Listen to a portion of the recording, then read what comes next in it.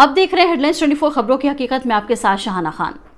भारतीय वित्त मंत्री निर्मला सीतारमण ने बीते सोमवार को संसद में दावा किया है कि साल 2014 से पहले 10 सालों के दरमियान रक्षा के क्षेत्र में शून्य खरीद दर्ज की गई, जिससे भारतीय सैन्य बलों ने एक असहाय स्थिति महसूस की।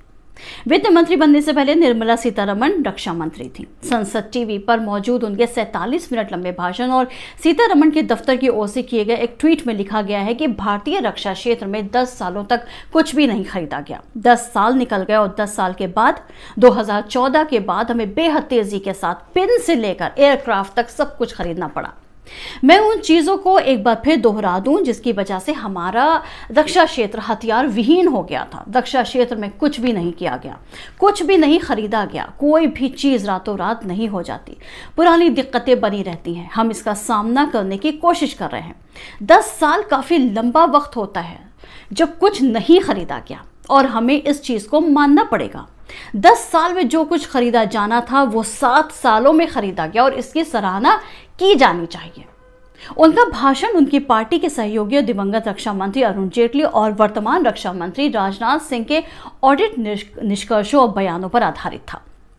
ये दावा करते हुए वित्त मंत्री निर्मला सीतारमण ने कहा कि खरीदारी में कमी का मतलब है कि सेना की स्थिति तब बहुत ही असहाय जैसी थी।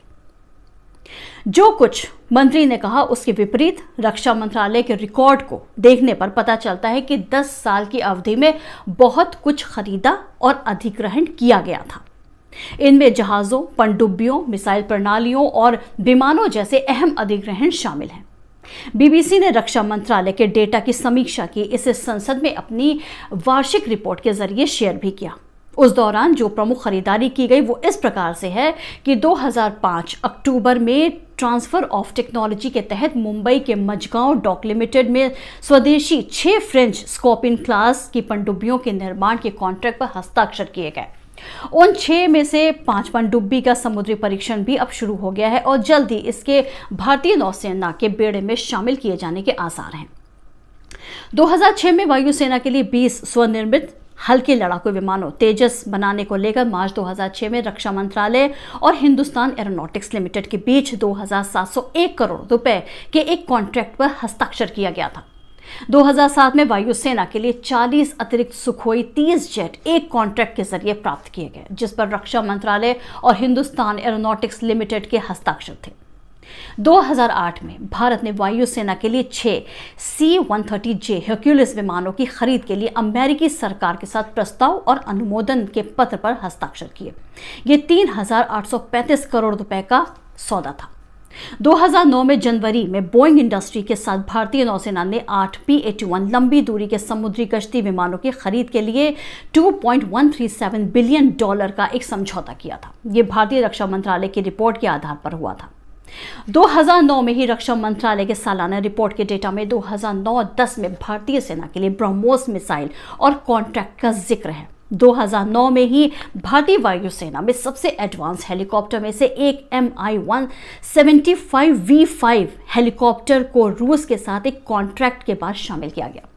इसका उल्लेख रक्षा मंत्रालय के सालाना रिपोर्ट 2009-10 में किया गया है। रक्षा मंत्रालय की इसी रिपोर्ट में स्वदेशी रक्षा उत्पादन पर कहा गया है कि कैसे इसके अपने सार्वजनिक उपक्रम BEL को आकाश मिसाइल के 2 स्क्वाड की वायु सेना की आपूर्ति के लिए 1,222 करोड़ रुपए के ऑर्डर मिले, जो कि रक्षा सेवाओं में ऐसी जटिल और इस किस्म की सामरिक स्वदेशी हथियार प्रणाली के लिए पहला कॉन्ट्रैक्ट था।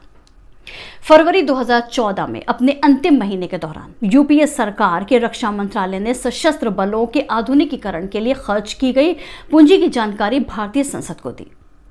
इसमें बताया गया कि 2010-11 में जहां इसने 62,056 करोड़ रुपए खर्च किए, वहीं 2012-13 में यह खर्च बढ़कर 70,499 करोड़ रुपए तक पहुंच गया।